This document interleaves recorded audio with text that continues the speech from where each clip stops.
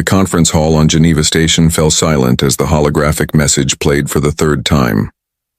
Ambassador Director Sarah Chen stood with her hands clasped behind her back, watching the faces of Earth Security Council members as they absorbed the Vrex Dominion's ultimatum.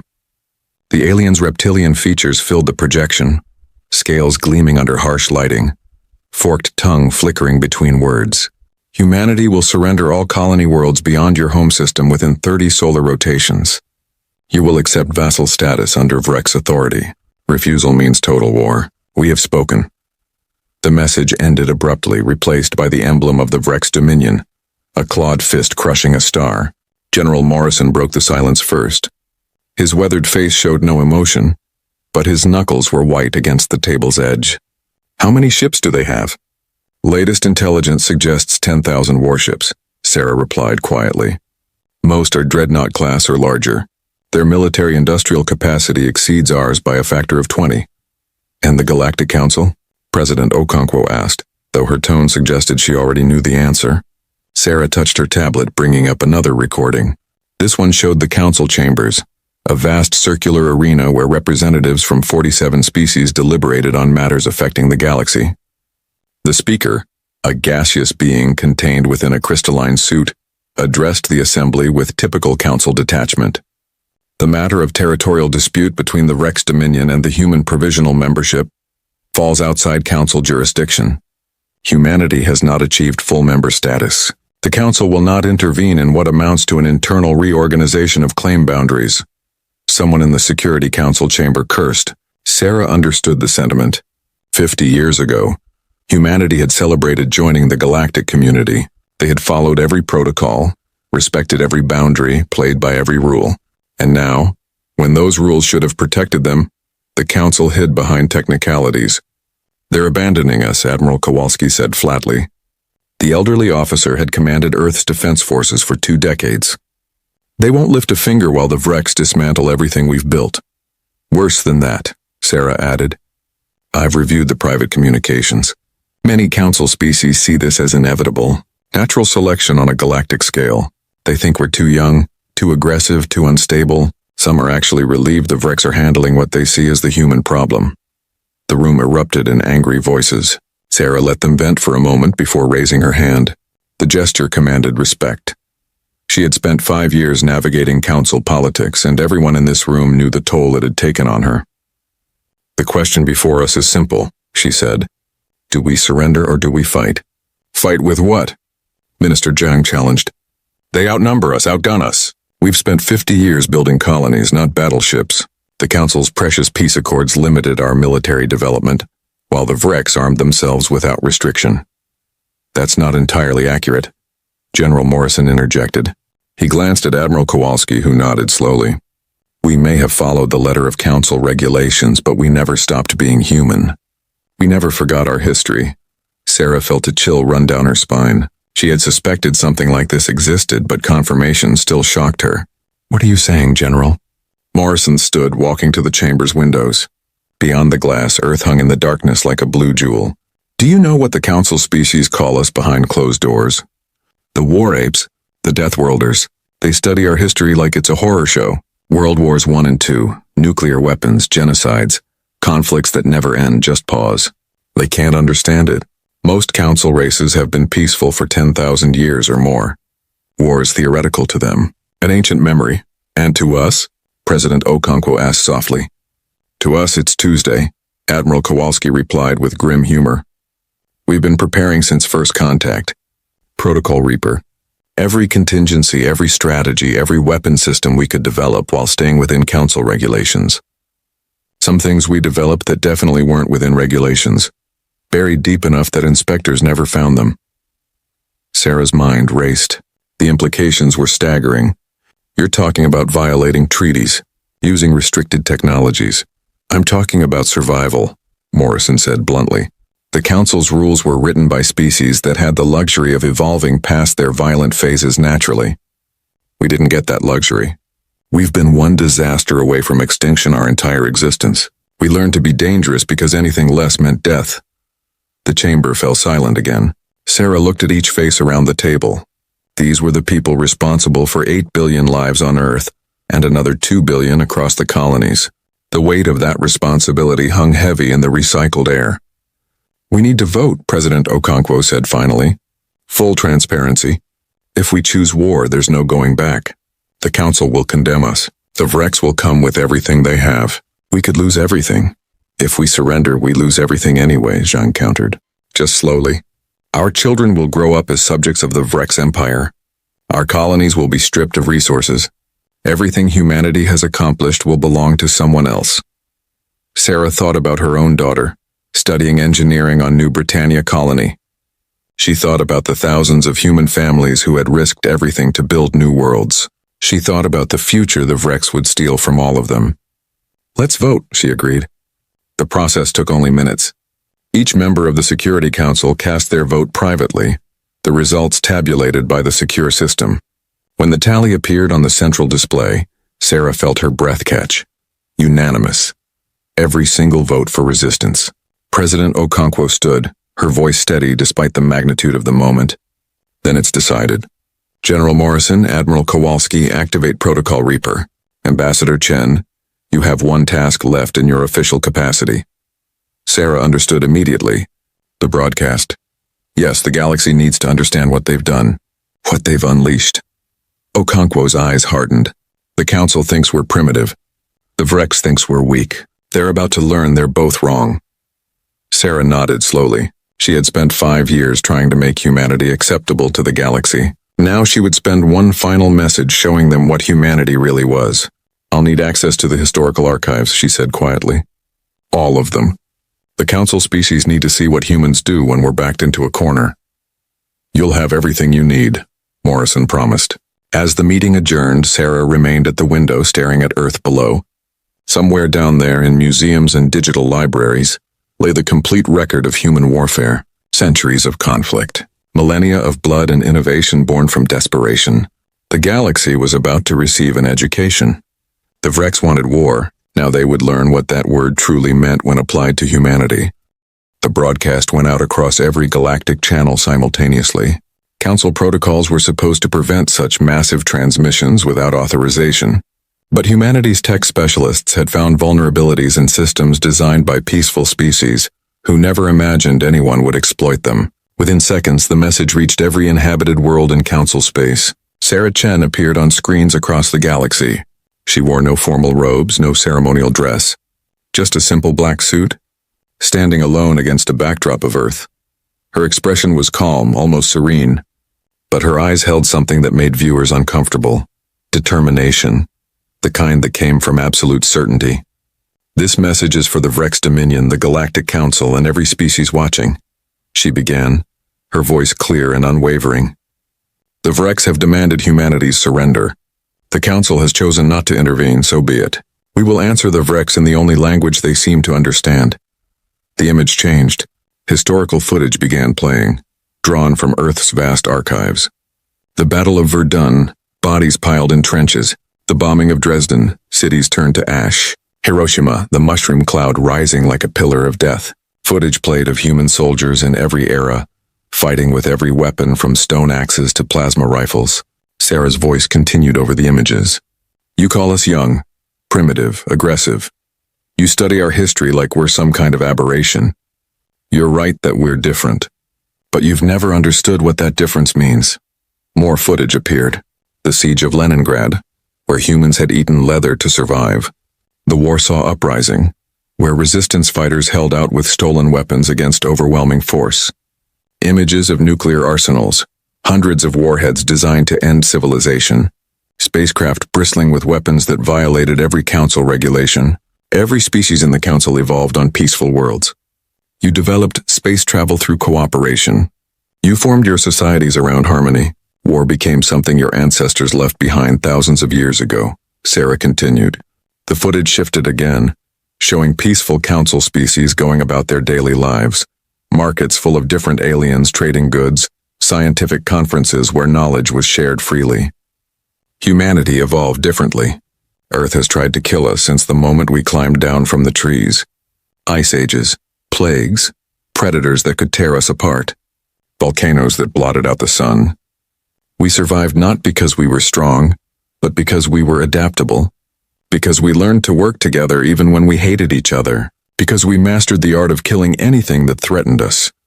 The transmission showed battle after battle, not glorifying them, but showing the brutal efficiency of human warfare. The strategic thinking, the technological innovation driven by military necessity, the absolutely terrifying human capacity for organized violence when survival demanded it. You think our wars make us primitive, Sarah said, and now her voice carried an edge. You're wrong. Our wars made us survivors. Every conflict taught us lessons. Every defeat showed us weaknesses to fix. Every victory was dissected to extract maximum knowledge. While your ancestors were building utopias, ours were building the most efficient killing machines evolution ever produced. On a dozen worlds, council representatives watched in growing horror. This wasn't how provisional members behaved. This wasn't how anyone was supposed to talk to the council. But they couldn't stop watching. The footage changed to show human technological advancement. Nuclear power born from weapons research. Rocket science developed to deliver warheads. Computer systems created to calculate missile trajectories. Medical advances driven by battlefield necessity. Humanity had turned everything into a weapon, or learned from weapons how to build everything else. The Vrex Dominion has issued an ultimatum. They expect us to surrender or be destroyed. The Council expects us to accept our place in the natural order. Sarah paused, and for just a moment something like sadness crossed her face. We expected better from both of you. We hoped that intelligence and civilization meant something more than might making right. We were wrong. The image behind her changed one final time. It showed Earth's orbital shipyards suddenly revealed in their true scope. Hundreds of vessels under construction. The moon, its far side covered in installations that had been carefully hidden from council surveys. Mars, where terraforming equipment concealed military production facilities. The asteroid belt, where rocks that should have been empty showed faint energy signatures. You wanted war, Sarah said, and her voice dropped to something cold and final. Now brace yourself for what follows. The transmission ended. For several long moments the galaxy sat in stunned silence. Then chaos erupted. On the Vrex homeworld, Emperor Kravik smashed his communicator against the wall. Primitive theatrics. She shows us images of them killing each other and expects us to fear. They're savages with stolen technology, nothing more. His military advisors were less certain. Grand Admiral Thex had studied human history more carefully than most. Majesty, perhaps we should reconsider the timeline. Give our intelligence division more opportunity to assess their actual capabilities. We have assessed their capabilities, Kravik snapped. They have 200 warships against our 10,000. Their colonies are spread thin. Their homeworld is fat and slow from council peace. This will be over in weeks. As you command, Majesty, Thex replied. But privately he wondered if anyone had truly considered what 8 billion humans defending their homeworld might be capable of. In the council chambers, panic reigned. Representatives shouted over each other, demanding action, condemnation, intervention. The speaker struggled to maintain order. The humans have violated 17 protocols with that broadcast alone. The Zenithar representative shrieked. They've revealed military installations hidden from inspections. They've threatened violence. They must be sanctioned immediately. Sanctioned how? The Pelian delegate countered. They've already withdrawn from council authority. And in case anyone forgot, they just showed us they've been building weapons while we weren't looking. Maybe we should consider why they felt the need to do that. Are you defending them? I'm saying we pushed a dangerous species into a corner and acted surprised when they bared their teeth. The argument raged on, but several species remained silent. They reviewed the footage Sarah had transmitted, studying it carefully. Some saw only primitive brutality, but a few, the older and wiser species, saw something else. They saw pattern, strategy, the systematic application of violence toward specific goals. They saw what Sarah had been trying to tell them. Humans didn't fight like animals. They fought like chess masters who happened to use bullets instead of pawns. Deep in the Sol system, aboard the stealth carrier Phantom, Captain Marcus Webb received his orders. Protocol Reaper was active. The experimental fleet that officially didn't exist was deploying. Around him, 50 vessels powered up systems that council inspectors had never detected, using technology that humanity had developed in secret specifically for this moment. All ships report ready, his executive officer reported. Stealth systems online. Weapons armed. We await your command, Captain. Marcus looked at the tactical display showing the Vrex fleet's projected approach vector. 10,000 ships. The largest invasion force in recorded galactic history, coming to crush humanity and prove that might made right. Helm, set course for intercept position, Marcus ordered calmly. And send a message to Admiral Kowalski. Tell him the ghosts are moving into position. Across human space, similar scenes played out. Automated defense systems came online. Hidden weapons revealed themselves. Sleeper cells of human intelligence operatives activated on Vrex worlds. The machinery of total war, built carefully over 50 years while the Council watched and saw nothing, began to move. Sarah Chen had delivered her warning. Now humanity would deliver the lesson. The galaxy was about to learn what the phrase total war truly meant when humanity spoke it. The Vrex forward fleet dropped out of faster-than-light travel at the edge of the New Britannia system, with the confidence of predators who had never met resistance. 2,000 warships, their hulls painted in the red and black of the Dominion, weapons systems active and scanning for targets. Fleet Commander Zach stood on his flagship's bridge, mandibles clicking in satisfaction. Scan complete, his sensor officer reported. We are detecting the human defense fleet. 300 vessels in standard formation around the colony world. Zach's scales rippled with amusement. 300. They gathered everything they had to make one final stand. How predictable. How pointless. He activated fleet-wide communications. All ships, battle formation. We will crush them quickly and move on to the next system. Show these primitives what real military power looks like. The Vrex Armada advanced in perfect formation, a tactic that had won them control of 300 star systems. Overwhelming force applied with precision. It had never failed them. Why would today be different? Aboard the human flagship Defiant, Admiral Patricia Reeves watched the Vrex approach with cold calculation. Her ship was one of only 50 actual warships in the defensive fleet. The rest were converted colony transports and mining vessels, hastily fitted with whatever weapons they could carry. They wouldn't last 5 minutes against the Vrex. That was exactly the plan. All ships hold formation, she ordered. Wait for my signal. Remember, every second we buy matters.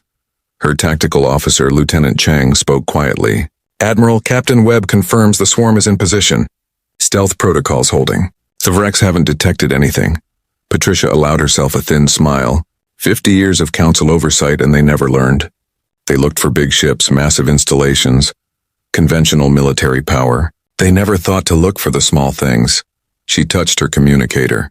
All ships engage the enemy. Give them a show. The human fleet opened fire, missiles and kinetic rounds streaming toward the Vrex formation.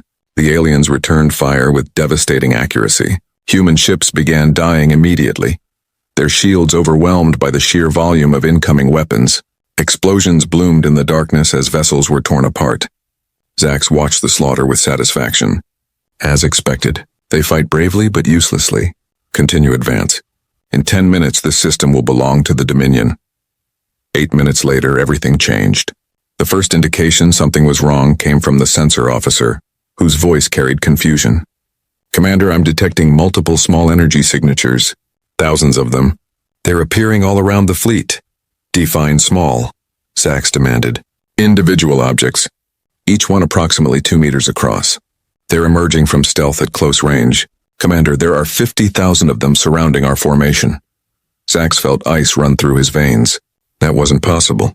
Stealth systems couldn't hide that many objects that close. His sensors should have detected mass displacement, thermal signatures, something. Unless... Evasive action! All ships, emergency dispersal pattern, he roared, but he already knew it was too late. Captain Marcus Webb, watching from 30,000 kilometers away aboard the Phantom, spoke a single word into his communicator. Execute. 50,000 automated drones, each packed with enough antimatter to vaporize a city block, activated simultaneously. They had spent the last week drifting silently into position, powered down to the point where they were nearly indistinguishable from space debris. Now they woke up, identified the nearest Vrex vessel, and did exactly what human engineers had designed them to do. The Vrex forward fleet ceased to exist in 11 seconds. 2,000 warships, the pride of the Dominion military, simply disappeared in a cascade of antimatter detonations. The explosions were so massive, so numerous, that they created a temporary nebula of superheated plasma and debris. Sensors across 3 star systems registered the energy release. It would be visible to astronomers for decades. When the light faded, 17 Vrex ships remained. They had been at the extreme edge of the formation and had managed to jump to faster than light speed before the drones reached them. They fled in different directions, their crews traumatized and broken. Marcus sat back in his command chair watching the tactical display. 17 survivors out of 2,000. The Vrex had just lost more military assets in 11 seconds than they had in the last century of conquest. "Sir, should we pursue the survivors?" his weapons officer asked. "Negative. Let them run. Let them report what happened here." Marcus smiled coldly. "Fear is a weapon too, and we just gave the Vrex Empire something to be very afraid of." The news of the massacre at New Britannia spread across the galaxy within hours. The Galactic Council convened an emergency session, but the representatives could barely speak. They had seen the recordings transmitted by the surviving Vrex ships. 50,000 weapons appearing from nowhere, an entire fleet destroyed in seconds, the kind of overwhelming brutal efficiency that none of them had seen in millennia. "This is monstrous," the Zenithar representative whispered. "They lured the Vrex into a trap and slaughtered them. There was no honor, no fair combat. Just murder." "There's no such thing as fair combat," a new voice said. The council chambers fell silent as Ambassador Chen appeared via holographic transmission. She wasn't supposed to have access to council channels anymore, but clearly humanity's technical capabilities had been seriously underestimated. "You all seem shocked," Sarah continued. "Did you think we were bluffing? Did you think the broadcast was empty theater?" She gestured, and tactical data filled the space around her projection. "This is just the beginning. The Vrex came looking for easy conquest. They found total war instead." "You violated every principle of civilized conflict," the speaker protested. "Civilized conflict," Sarah repeated and laughed bitterly. "You live in a galaxy where the strong prey on the weak, where provisional members have no rights, where the council watches genocide approach and does nothing. Don't lecture us about civilization when you created the system that made this necessary." As Sarah's transmission ended, new reports began flooding into the council. Vrex supply depots were exploding across their territory. Communication networks were failing. Military computer systems were being corrupted by viruses that shouldn't have been able to penetrate their security. Something was systematically dismantling the Vrex war machine, and it was happening far too quickly to be coincidence. On the Vrex colony world of Kethrix, the garrison commander received reports that made no sense. Soldiers were falling ill with a plague that targeted Vrex physiology specifically. Water supplies were contaminated. Computer systems were showing impossible errors. And strangest of all, there were rumors of human operatives, agents who had been living undercover for years, waiting for exactly this moment. Captain Webb's stealth fleet struck another target, this time a major Vrex shipyard. The human vessels appeared from nowhere, destroyed the facility's defenses in minutes, and vanished before reinforcements could arrive. The message was clear: nowhere was safe. No target was out of reach. Emperor Kravik, receiving hourly reports of disasters across his empire, finally understood what Sarah Chen had been trying to tell them. The humans weren't fighting a conventional war. They were fighting every kind of war simultaneously. Military strikes, cyber warfare, biological attacks, psychological operations, economic disruption. Every weapon humanity had ever developed or imagined, deployed all at once with terrifying coordination. "How many humans do they have conducting these operations?" he demanded of his intelligence chief. "We don't know, Majesty. We can't tell which attacks are automated and which involve actual human agents. They're using confusion as a weapon, making us see threats everywhere." Kravik slumped in his throne. 2,000 ships gone in seconds. Infrastructure failing across the Empire, an enemy that could apparently strike anywhere, anytime. And the worst part was knowing that the main Vrex fleet, 8,000 warships, was still 2 weeks away from reaching Earth. He had sent them to crush humanity's homeworld, but now he wondered if he had just sent them to their deaths. The galaxy watched in horror as humanity demonstrated exactly what Sarah Chen had warned them about. This wasn't primitive savagery. This was war elevated to an art form by a species that had spent its entire existence perfecting it. The Council species had evolved past violence. Humanity had evolved violence itself. The Vrex main battle fleet arrived at the edge of the Sol system 3 weeks after the massacre at New Britannia. 8,000 warships, the largest armada Emperor Kravik could assemble, dropped out of faster-than-light travel in perfect formation.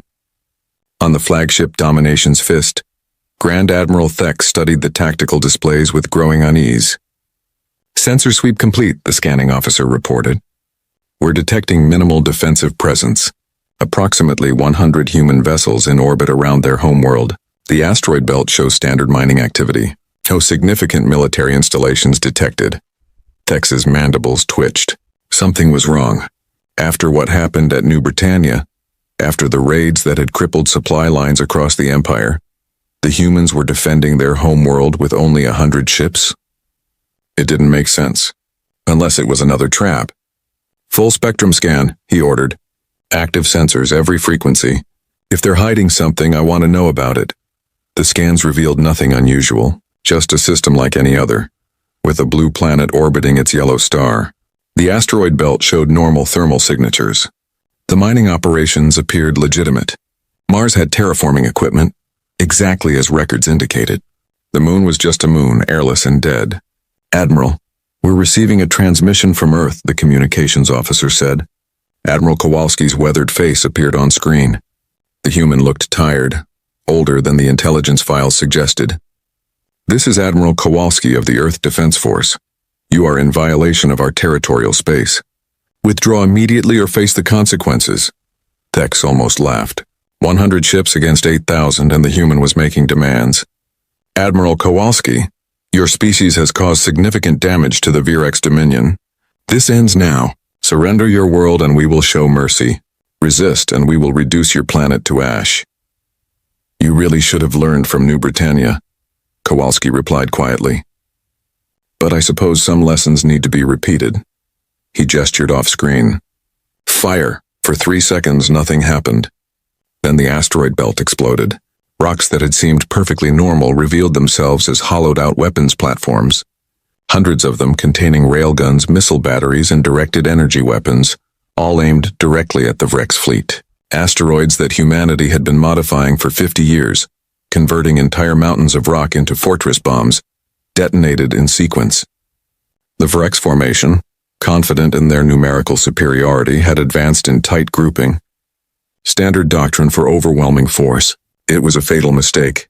The asteroid weapons released their payloads in a coordinated salvo that had been planned and programmed decades in advance. Kinetic kill vehicles moving at fractional light speed, missiles by the thousands, energy beams that could cut through capital ship armor. 500 Vrex warships died in the first minute. "Evasive action," Thex roared. "Break formation, scatter." But the human trap had multiple layers. As the Vrex fleet dispersed, trying to escape the asteroid kill zone, the moon revealed its true nature. The entire far side, hidden from casual observation, was one massive weapons platform. Railgun batteries that had been constructed underground over 5 decades opened fire. Each shot was precisely calculated, targeting ships that were trying to flee toward the outer system. Mars joined the attack moments later. What had appeared to be terraforming equipment were actually launch systems for kinetic weapons. The planet had been turned into a massive artillery platform, and now it rained death on the invading fleet. Thex watched in horror as his armada was torn apart. This wasn't combat. This was systematic execution. The humans had turned their entire star system into a weapon, and they were using it with terrifying precision. "Return fire! All weapons, maximum rate," he commanded, but it was chaos now. His ships were scattered, trying to evade attacks coming from multiple directions. Coordinated response was impossible. Earth's orbital stations, which scans had identified as civilian installations, suddenly revealed weapon systems. They weren't as powerful as the asteroid platforms, but they added to the overwhelming volume of fire. The 100 human warships that had been visible began moving, not to attack but to herd. They were pushing the Vrex fleet into specific zones, optimizing the kill boxes. On Earth, deep beneath Geneva in a command bunker that could survive a direct nuclear strike, Admiral Kowalski watched the tactical displays with grim satisfaction. Beside him, General Morrison coordinated ground-based defenses while President Okonkwo observed in silence. "Casualty reports?" Kowalski asked quietly. "We've lost 12 orbital stations and 17 warships," the tactical officer replied. "Approximately 40,000 casualties, mostly civilian workers who couldn't evacuate in time. 40,000 dead." Kowalski felt the weight of each life, but the alternative was 8 billion. He had made his choice when he activated Protocol Reaper. He would live with it or die with it, but he wouldn't hesitate. Continue engagement. Target their command ships. I want their leadership dead.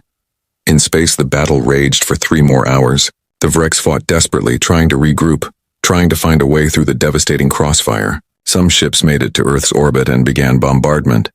But Earth's ground-based defenses were just as comprehensive as the space-based ones. Anti-ship weapons rose from hidden silos. Fighter craft launched from underground hangars. Even the ocean revealed weapons platforms, surfacing from depths where they had waited for exactly this scenario. Captain Marcus Webb's stealth fleet, returning from raids deep in Vrex territory, arrived at the battle's climax. His 50 ships, invisible to Vrex sensors, positioned themselves behind the enemy formation and opened fire. It was the final blow. The Vrex fleet, already decimated and disorganized, broke completely. Grand Admiral Thex watched his flagship's bridge explode around him as a human kinetic round punched through the armor. His last thought was that he should have listened to the warnings. Should have understood what humanity truly was. Then the secondary explosions reached the command deck and he knew nothing at all. Of 8,000 Vrex warships that entered the Sol system, fewer than 300 escaped. They fled in every direction, all coordination lost, all discipline shattered. They were pursued by human drones and harassed by long-range fire until they reached the system's edge and jumped to faster-than-light speed. The battle for Earth was over. Humanity had won, but the cost was staggering. 17,000 dead on the human side. Orbital infrastructure worth trillions destroyed. Parts of Earth's surface bore scars from orbital bombardment that would take decades to heal. The moon's far side would need complete reconstruction. Mars had expended weapons that couldn't be quickly replaced. But Earth still stood. Humanity survived. And across the galaxy, every species received the recordings of the battle. The Galactic Council watched in stunned silence as humanity demonstrated what total war actually meant. Not random violence. Not primitive savagery. But the complete transformation of an entire star system into an integrated weapons platform. The result of 50 years of preparation and planning. The systematic application of overwhelming force with surgical precision. Sarah Chen, watching the recordings from Geneva Station, felt tears on her face for the first time since the crisis began. They had won. They had proven humanity's right to exist. But the price in lives, the price in innocence lost, was almost unbearable. Ambassador Chen, President Okonkwo's voice cut through her thoughts. We're receiving transmission requests from the Vrex homeworld. Emperor Kravik wants to negotiate. Sarah wiped her eyes and straightened her suit. No, not yet. We accepted their ultimatum and they came anyway. Now they'll accept ours. She pulled up the tactical map showing Vrex space. General Morrison, deploy the retribution fleets. If the Vrex want peace, they'll get it. But only after we ensure they can never threaten us again. Morrison nodded slowly. The fleets are ready. 2,500 ships. All of them aimed at Vrex military targets. We won't occupy. We won't conquer. But we'll dismantle every weapon, every shipyard, every installation that could threaten humanity or anyone else. The order went out. Humanity, bloodied but unbroken, took the war to the Vrex Empire itself. Not for conquest, but for something that terrified the Vrex even more: justice. 6 months after the Battle of Sol, Captain Marcus Webb stood on the surface of the Vrex homeworld and watched their sun set over an alien horizon. The planet's capital city sprawled before him, its towers still standing, but its military installations systematically dismantled. Human ships patrolled the skies, not as conquerors, but as enforcers of the peace humanity had imposed. Emperor Kravik approached slowly, his scales dull with defeat. Once the most powerful being in 300 star systems, he now looked small and old. Marcus, recently promoted to admiral after his crucial role in the war, remained at attention as the former emperor reached him. You have destroyed our military, Kravik said quietly, dismantled our shipyards, disabled our weapons. We are defenseless now. Yes, Marcus agreed simply. That was the point. Why not conquer us? Why not rule over us as we would have ruled over you? There was genuine confusion in the alien's voice. Marcus considered the question carefully. Because we don't want an empire, Emperor. We just want to be left alone. You forced us to prove we couldn't be conquered. Now you'll spend the next 200 years proving you can be trusted. The treaty terms were harsh but not cruel. Complete demilitarization for 20 years. followed by restricted military forces for the next 180. Reparations paid not in currency, but in technology and resources to help rebuild Earth. Most importantly, a binding non-aggression pact enforced not by words but by human monitoring stations positioned throughout former Vrek space. Your people will hate us, Kravik said. Probably, Marcus acknowledged. But they'll be alive to do it. That's more than you offered us. He gestured toward the city. Your economy still functions. Your people still govern themselves. Your culture remains intact. We could have done what you planned for us. Instead, we're giving you a future, just a different one than you imagined. Kravik was silent for a long moment. I underestimated you. We all did. We saw your history of wars and thought you were merely violent. We didn't understand that your violence had purpose, strategy, that you had elevated conflict to an art form. War isn't an art, Marcus replied coldly. It's a tragedy. But it's one humanity has always been forced to excel at. Maybe now the galaxy will understand that strength without mercy is tyranny, but mercy without strength is just weakness waiting to be exploited. 3 months later, Earth orbit. The Galactic Council had convened an emergency session for the 47th time since the war ended. This time they had finally worked up the courage to send an official delegation to humanity. Sarah Chen, still technically ambassador though her official status remained unclear, met them aboard Geneva Station. The council delegation was led by the speaker himself, along with representatives from the most powerful member species.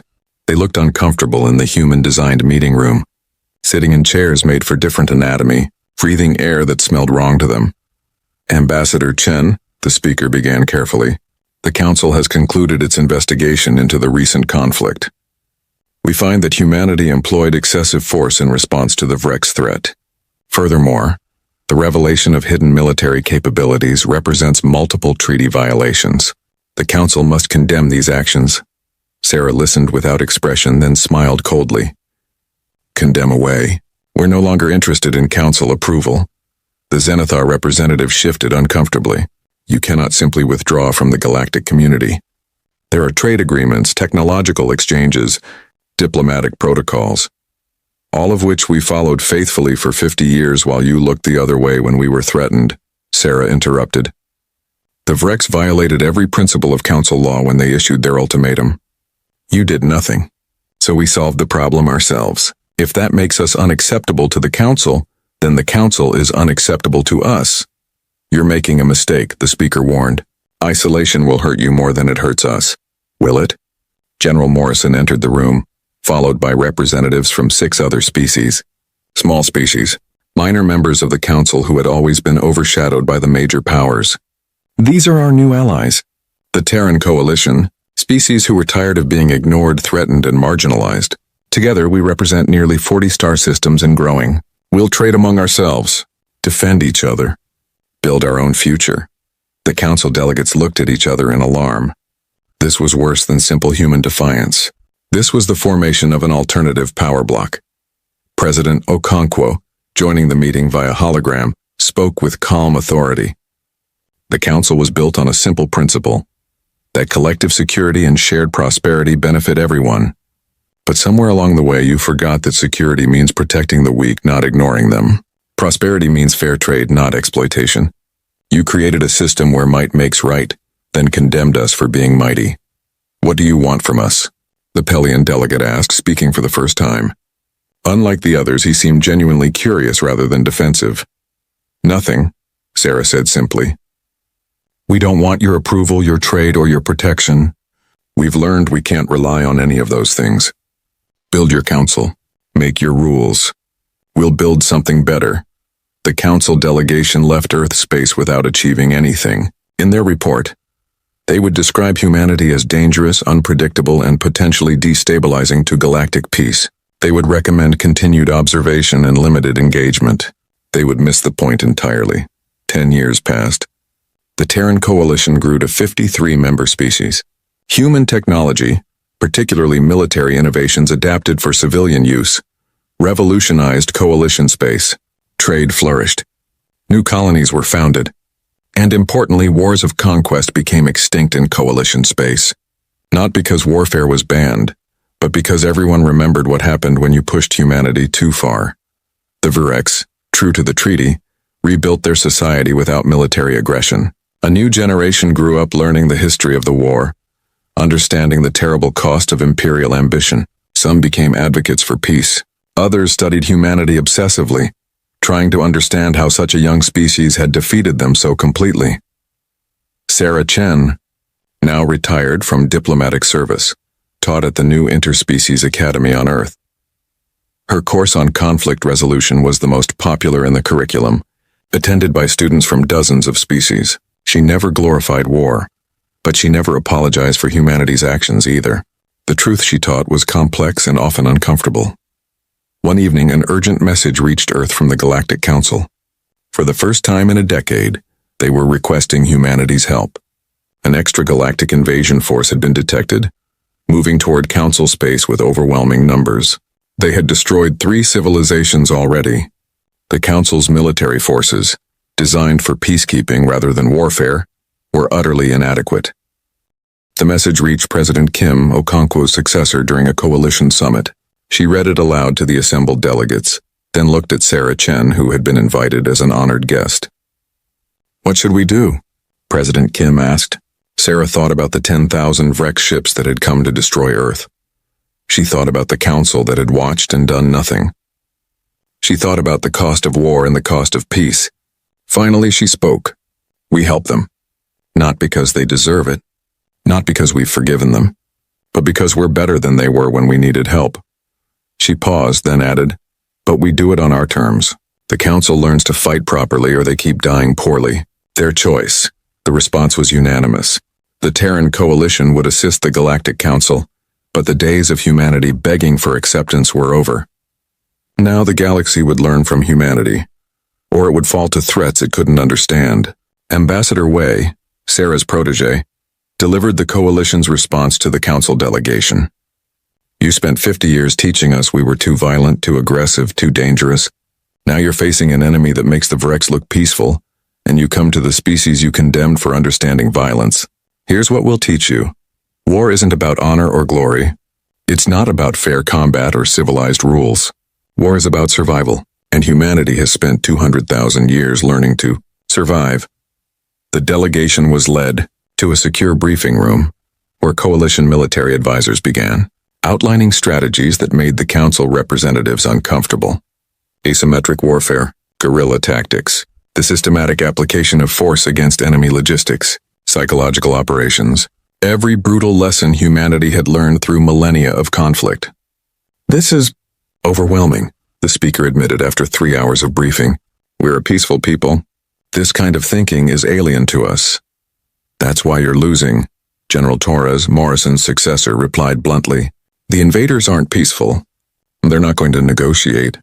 They're going to keep killing until someone stops them. We can teach you how to stop them, but you have to be willing to learn, to adapt, to become something you've never been before." The Council species had a choice: remain pure and die, or learn from humanity and survive. They chose survival. Over the following months, Coalition military advisors transformed Council forces from peacekeepers into soldiers. It was a painful process, forcing species that had evolved past violence to remember how to wage it.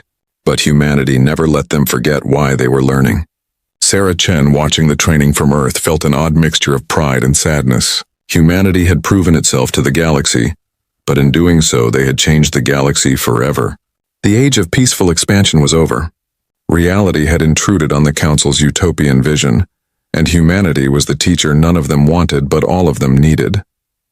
Late one night, Marcus Webb, now serving as Coalition Supreme Commander, visited Sarah at her home overlooking the Pacific Ocean. They sat on her porch, drinking coffee and watching the stars. "Do you think we did the right thing?" Marcus asked quietly. "Teaching them to fight? Making them more like us?" Sarah was silent for a long time. "I think we gave them a choice we never had. We could adapt or die. Now they have the same choice. What they become is up to them. And us. What have we become?" "Survivors," Sarah replied simply. "Same as we've always been. The galaxy just finally understands what that means." Above them, human and coalition ships patrolled in harmony, guardians of a new order built not on peaceful ignorance, but on hard-learned strength. The broadcast from Earth had been a warning. The war with the Vrex had been a lesson. And now humanity would teach the galaxy one final truth. That peace without the capacity for war is just waiting to be conquered, but war without the wisdom for peace is just endless destruction. Humanity had found the balance. Whether the galaxy could learn it remained to be seen. The sky over New Eden burned red that morning. Farmers in the outer settlements saw it first. Strange lights moving across the dawn sky, too many to count. Some thought it was a meteor shower. Others wondered if a new shipment was arriving from Earth. None guessed the truth until it was too late. Jack Nelson stood on the bridge of his patrol ship, the UES Sentinel. A mug of coffee cooled in his hand as he stared at the star map. The Sentinel and its 3 sister ships formed a small squadron tasked with monitoring this sector of human space. It was usually quiet work. "Commander, we're picking up a distress signal," said Susan Miller, his communications officer. Her voice was calm, but her fingers moved quickly across her console. "Source?" Nelson asked, setting down his mug. "New Eden, colony. Signal is fragmented. Heavy interference." Nelson frowned. New Eden was humanity's most successful off-world colony. Over 2 million people called it home. It had rich farmland, good water, and a perfect climate. Some called it better than Earth. "Put it through," he ordered. The speakers crackled with static before a voice broke through. "Under attack. Unknown ships. Weapons we've never. Civilians being..." The transmission cut off abruptly. Nelson turned to his navigation officer. "How far are we from New Eden?" 6 hours at maximum speed, sir. Set course immediately. Alert the other ships." Nelson pressed a button on his chair. "All hands to battle. Stations. This is not a drill." The squadron raced toward New Eden, pushing their engines beyond safety limits. Nelson sent urgent messages back to Earth, but new help would take weeks to arrive. Whatever was happening at New Eden, his 4 ships were all that stood between the colony and disaster. 5 hours later, they picked up more transmissions, scattered emergency beacons, automated distress calls, but no human voices, just static, and silence where 2 million people should be. "We're approaching New Eden space, sir," the navigator announced. "Sensors at maximum range. Weapons hot," Nelson ordered.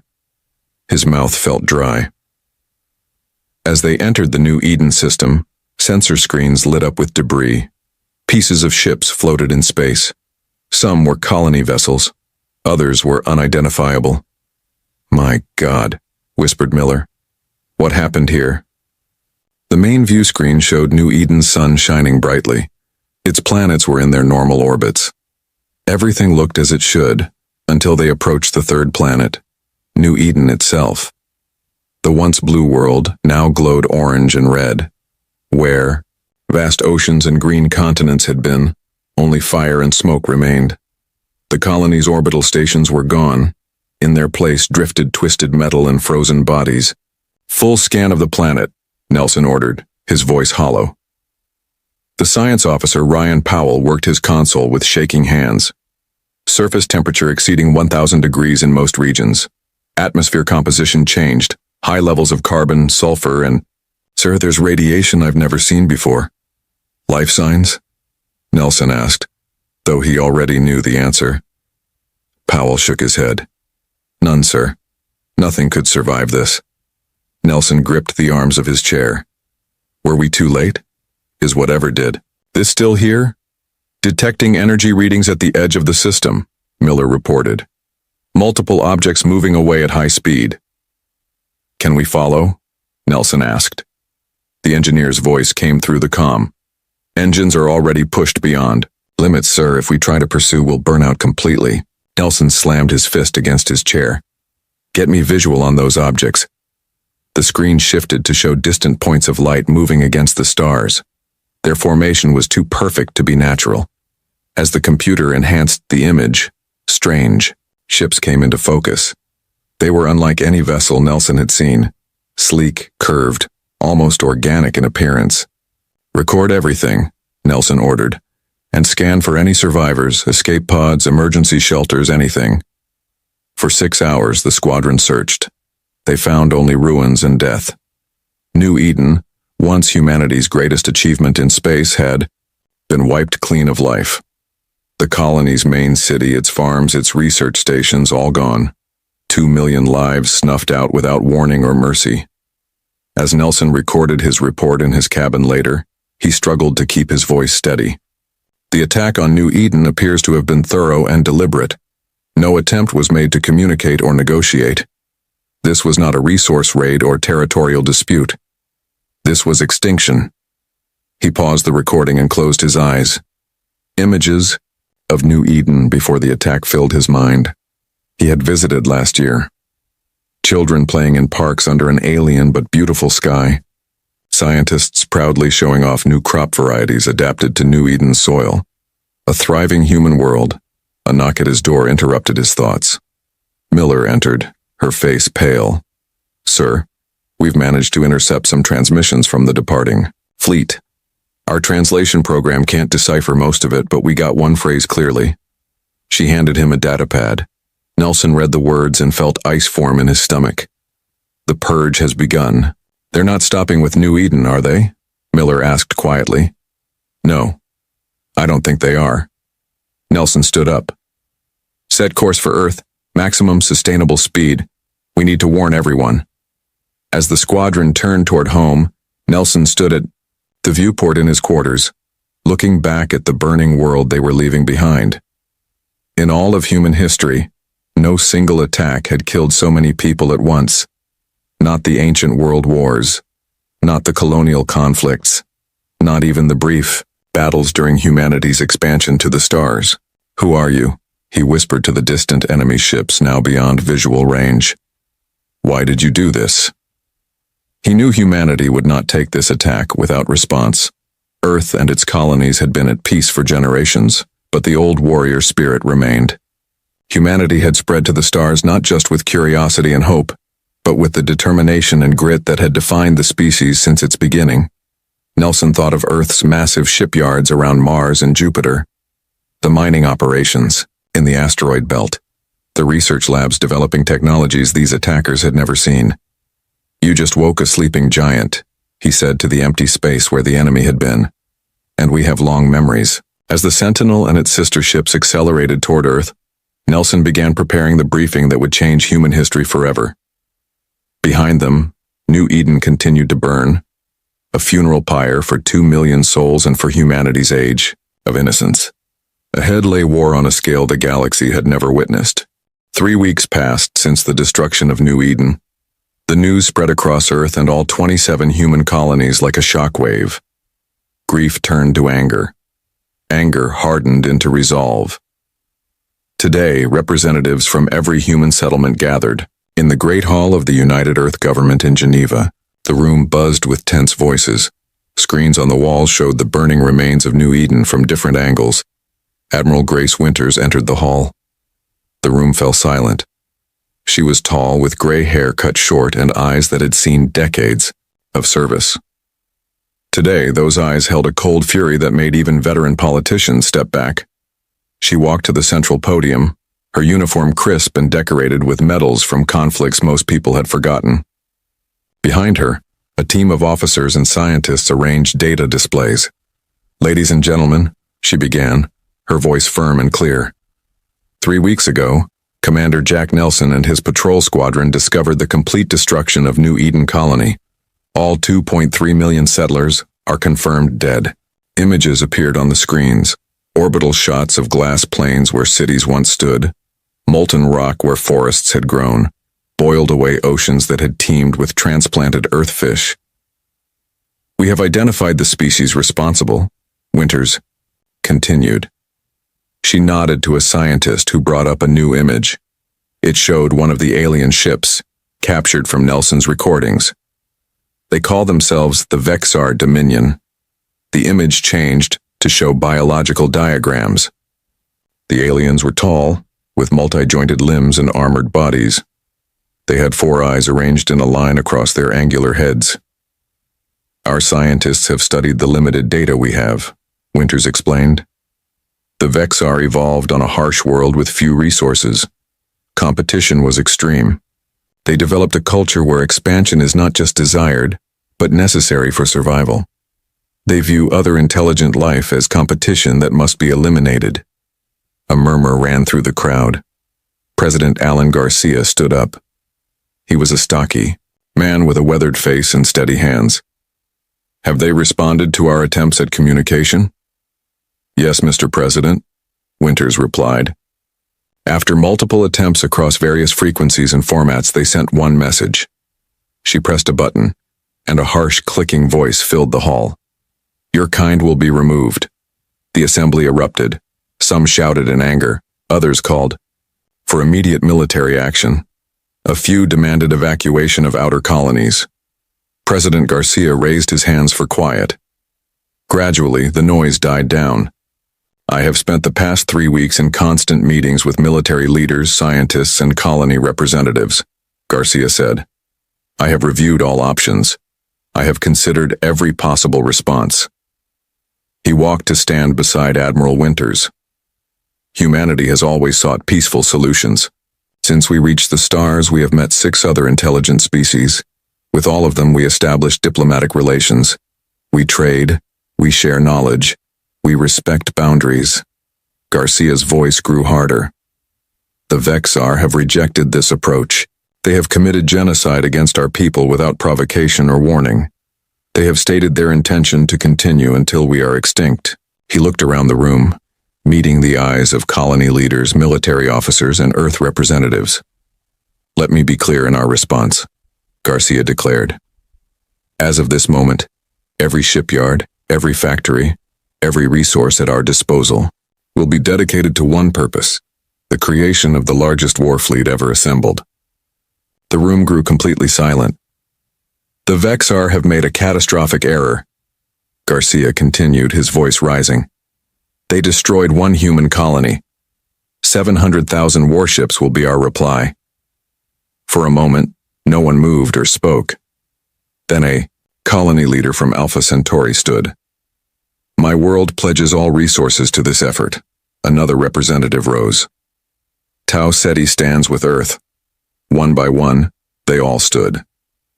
Earth and colonies, always with their small disagreements and politics, united completely for the first time in history. Admiral Winters stepped forward again. I have already drafted initial plans for what we're calling Project Retribution. Every military vessel we currently have will be deployed to protect our remaining colonies. Meanwhile, we will begin the largest buildup of forces in human history. Screens changed to show shipyards around Mars and Jupiter, mining operations in the asteroid belt, and manufacturing centers across Earth and the colonies. We estimate it will take 4 years to reach our target of 700,000 combat-ready vessels, Winters explained. This is not just about numbers. Each ship will carry technology superior to what the Vexar have shown. We will not just match them, we will overwhelm them. As the meeting continued into the night, the declaration of war was broadcast to every human settlement. People watched on streets, in homes, and in colony domes across 27 worlds. Jack Nelson viewed the broadcast from his new posting aboard the UES Defender, one of Earth's largest existing warships. Around him, crew members watched with grim satisfaction. Do you think it's enough, sir? Asked Susan Miller, who had transferred with him from the Sentinel. 700,000 ships?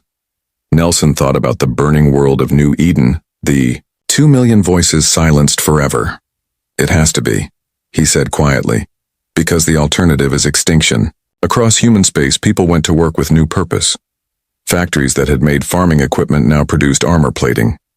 Shipyards that had built exploration vessels now laid the keels for destroyers and cruisers. Research labs redirected all efforts to weapons and defense systems.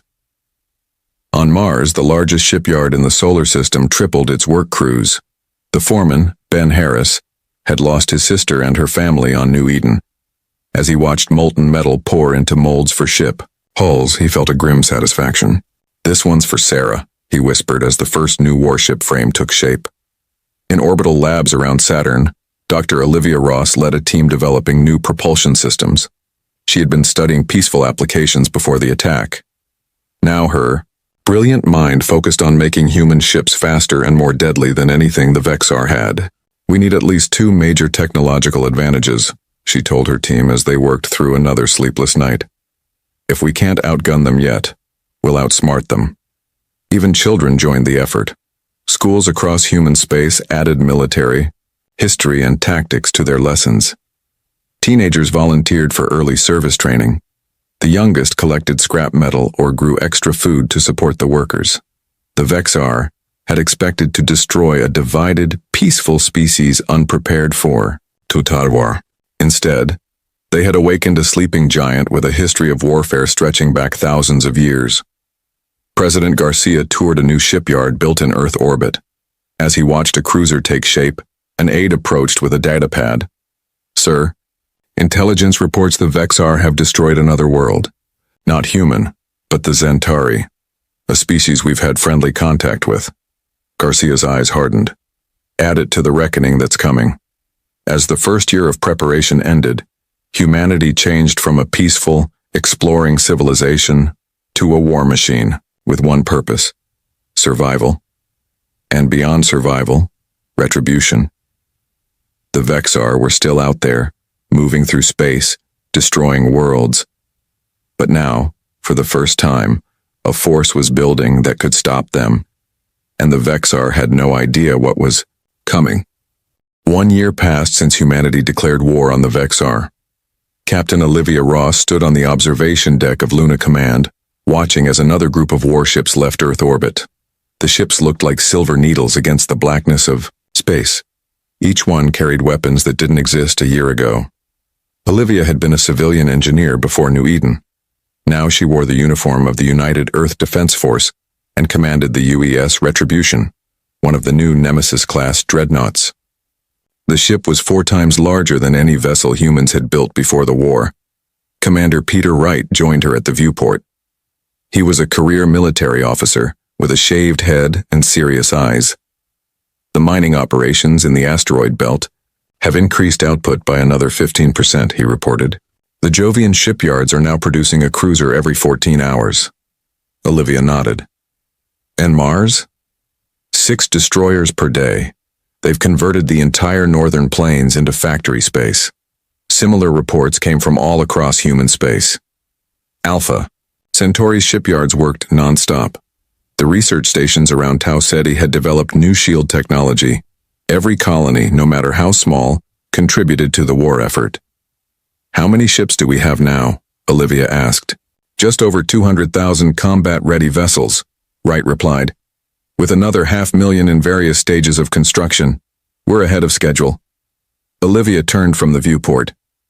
"The Retribution begins its trial runs tomorrow. I want you to push the engines to their limits. We need to know what this ship can really do." "Yes, Captain," Wright said with a slight smile. "The crew is ready. They've been waiting for this." The UES Retribution left dock the next morning. It was 500 meters long. It was a monster. Its main gun could crack a small moon. Its engines, designed by Dr. Kevin Hayes and his team, used a new type of quantum propulsion that gave it speed no human ship had ever achieved. Olivia sat in the command chair on the bridge, feeling the slight vibration as the massive engines powered up. "All systems online, Captain," reported the operations officer, Lieutenant Frank Wilson. "Weapon systems green. Shields at maximum." "Take us out, Lieutenant," Olivia ordered. "Set course for the Jupiter testing range." The Retribution moved away from Luna Command, accelerating smoothly. Other ships in the area moved aside, their crews watching the new dreadnought with pride and hope. On a secure channel, Admiral Winters contacted Olivia from Earth Command. "Captain Ross, I'm sending you new intelligence reports," Winters said. Her face on the screen looked tired but determined. "Deep space probes have given us more information about the Vexar." Olivia reviewed the data as it came through. The probes, disguised to avoid detection, had monitored Vexar activities in nearby star systems. The aliens were methodical, moving from planet to planet with terrible efficiency. 3 more non-human civilizations had fallen to their advance. "They're getting closer to our space," Olivia noted. "But they've slowed down." "Yes," Winters agreed. They've encountered something unexpected. Resistance from the Arxur, a species we've had limited contact with. This has forced the Vexar to commit more resources than they planned. That gives us more time, Olivia said. Exactly. Use it well, Captain. The Retribution is the first of 50 Nemesis-class dreadnoughts. What you learn in these trials will help the others. After the communication ended, Olivia studied the star map showing Vexar movements. They were still at least 2 years from reaching human-controlled space, assuming they maintained their current pace. They think they have all the time in the world, she said quietly to herself. They have no idea what's waiting for them. The Retribution reached the Jupiter testing range 3 days later. This remote area of space beyond Jupiter's outer moons had been converted into a massive military training ground. Hundreds of automated drones simulated enemy ships.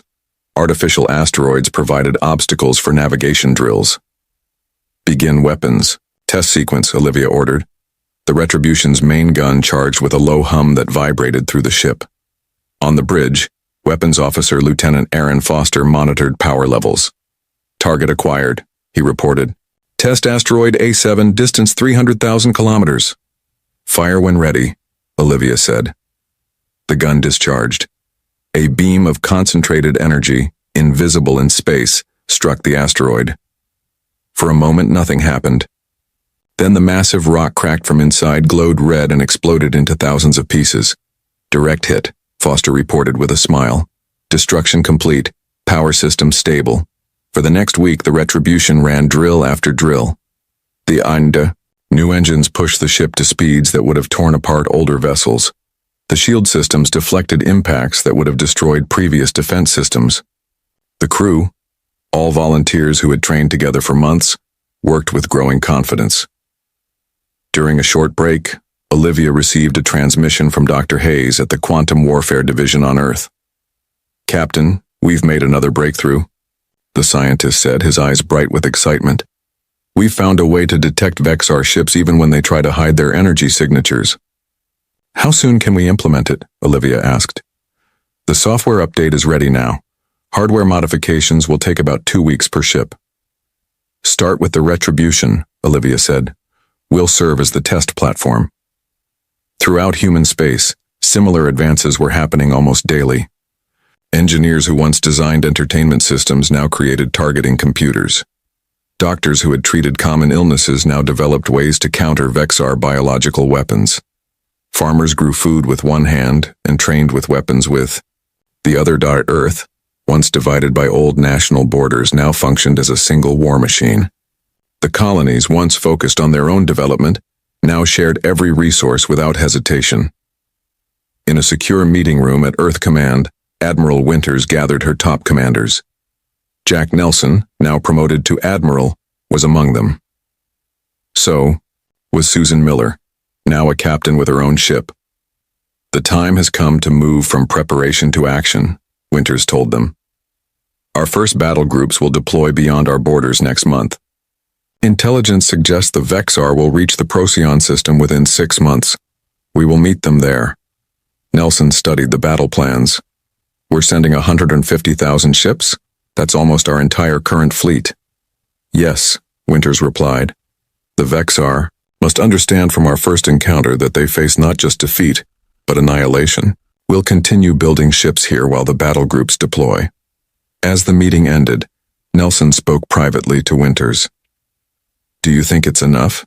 Even with our technological advances, the Vexar have experience in exterminating entire species. Winters' eyes were cold.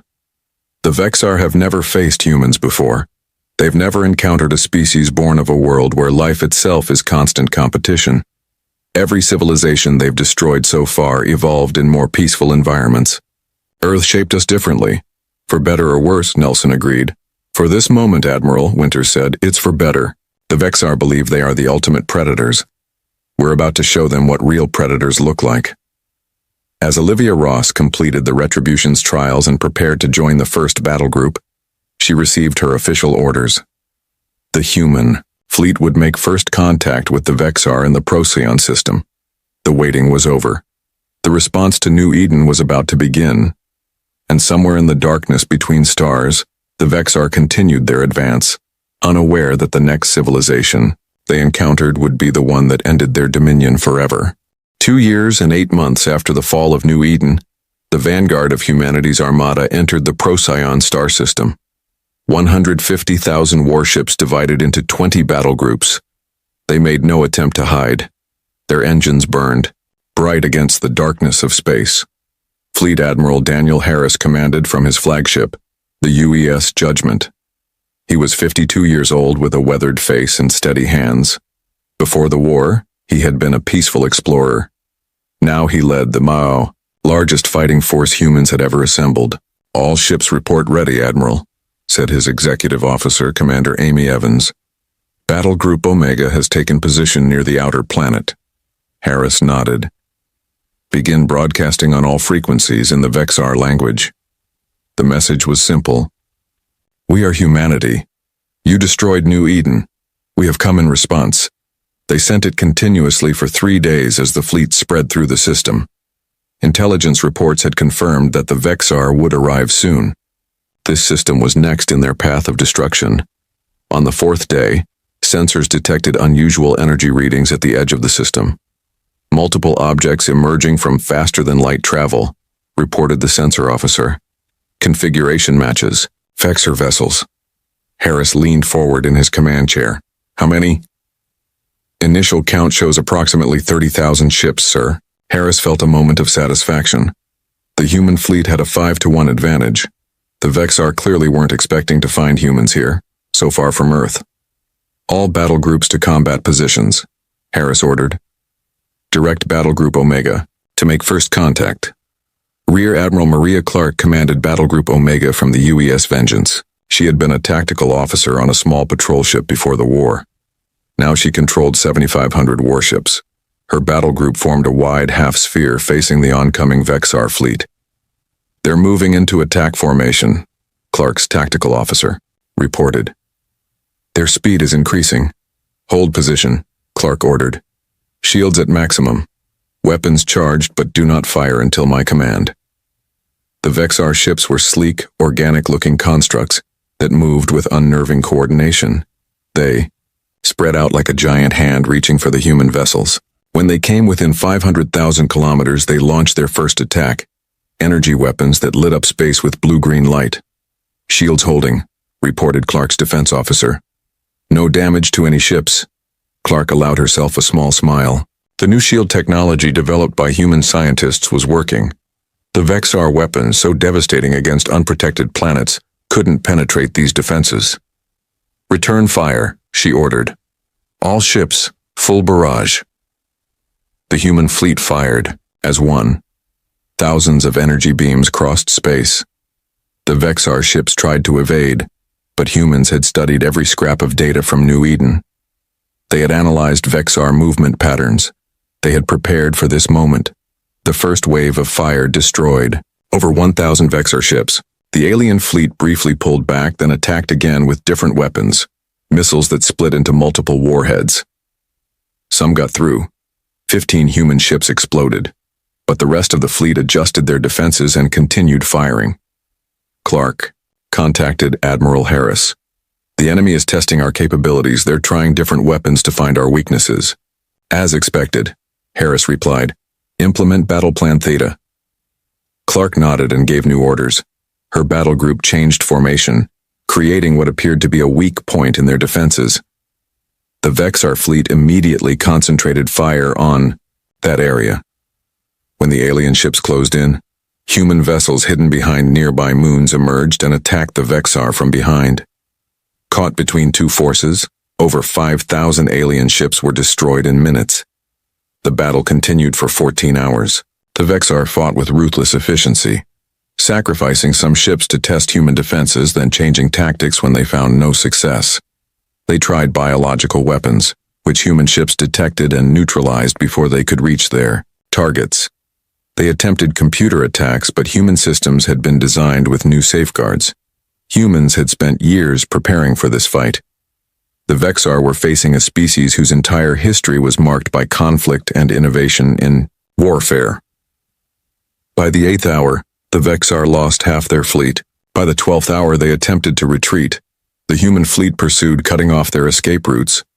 "We cannot allow any to return to their main forces," Harris told his commanders. "No survivors must report what they found here." On her ship, Olivia Ross directed the retribution through the battle. The massive dreadnought had already destroyed over 200 enemy vessels. Its advanced sensors tracked Vexar ships trying to hide behind planets or moons. "Target locked on the Vexar command ship," reported Lieutenant Foster. "Distance 800,000 kilometers. "Fire main gun," Olivia ordered. The Retribution's primary weapon discharged. The energy beam traveled the distance in less than 3 seconds. The Vexar command ship, 3 times larger than its companions, exploded in a ball of light. Without central direction, the remaining Vexar ships fought with less coordination. The human fleet pressed its advantage, methodically destroying vessel after vessel. When the 14th hour ended, Admiral Clark made a final report to Harris. "Enemy fleet neutralized, sir. All Vexar ships confirmed destroyed." The cost had been high. 9,000 human ships were destroyed or damaged beyond repair. 45,000 crew members dead, thousands more injured. But the victory was complete. Harris addressed all ships in the fleet. "We have drawn first blood, but this is only the beginning. The Vexar will adapt to our tactics and technology. So must we. Analyze all battle data. Prepare for the next engagement." Across the fleet, crews who had trained for years but never faced real combat began to process what had happened. They had faced the enemy that destroyed New Eden. They had won. On colonies and stations throughout human space, people watched recordings of the battle. There was no celebration, only grim satisfaction and renewed determination. The Vexar could be beaten. The production of ships and weapons increased. More volunteers joined the fleet. Meanwhile, deep in Vexar territory, their ruling council received reports of the defeat. For the first time in their history of conquest, the Vexar faced a species that could not only resist them but defeat them in open battle. The Supreme Dominator, leader of all Vexar, called an emergency meeting of commanders. This human species has resources and technology we did not anticipate. We must learn everything about them. A military commander responded, "We have sent probes to infiltrate their territory. We will gather intelligence and prepare a proper response. We cannot allow them to gain momentum," the Supreme Dominator declared. "Recall fleets from sectors 3 and 4. We will concentrate our forces and crush these humans before they become an even greater threat." As the human fleet secured the Procyon system, Admiral Harris received intelligence reports about Vexar movements. They were pulling back from other fronts, gathering their forces. "They're afraid," Jack Nelson observed in a secure communication with Harris. "They've never had to retreat before." "Fear makes them more dangerous," Harris replied. "But it also confirms what we hoped. They can be beaten. And if they can be beaten, they can be destroyed." The human advance had begun. The Vexar were about to learn what happened when you awakened a sleeping giant. 4 years after the destruction of New Eden, the full human armada gathered at the edge of Vexar territory. 700,000 warships carrying 45 million military personnel. The fleet stretched across space farther than the eye could see, even on the most powerful view screens. Grand Admiral Lisa Chen stood on the bridge of her flagship, the UES Final Judgment. She was 50 years old with short black hair and eyes that had seen too much death. Before the war, she had been an administrator on a peaceful colony.